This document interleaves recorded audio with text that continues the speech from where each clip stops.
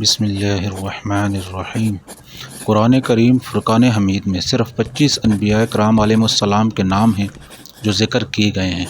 حضرت آدم ابو البشر علیہ السلام، حضرت نوح آدم ثانی علیہ السلام، حضرت ادریس علیہ السلام۔ ادریس علیہ السلام آپ کا لقب تھا جبکہ آپ کا اصل نام اخنوخ یا حنوک تھا۔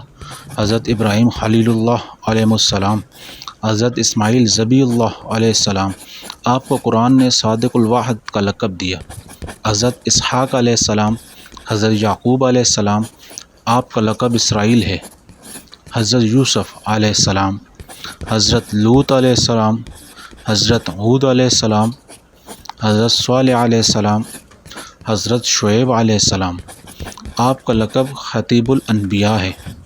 حضرت موسیٰ کلیم اللہ علیہ السلام، حضرت ہارون علیہ السلام، حضرت داؤد علیہ السلام، حضرت سلیمان علیہ السلام، حضرت ایوب علیہ السلام، حضرت ذوالکفل علیہ السلام۔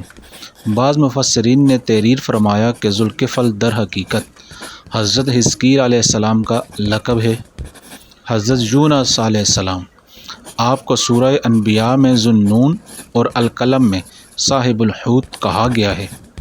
حضرت الیاس علیہ السلام، حضرت الیسع علیہ السلام، حضرت زکریا علیہ السلام، حضرت یحییٰ علیہ السلام، حضرت عیسیٰ روح اللہ علیہ السلام اور حضرت محمد مصطفیٰ صلی اللہ تعالیٰ علیہ وآلہ وصحبہ وبارک وسلم۔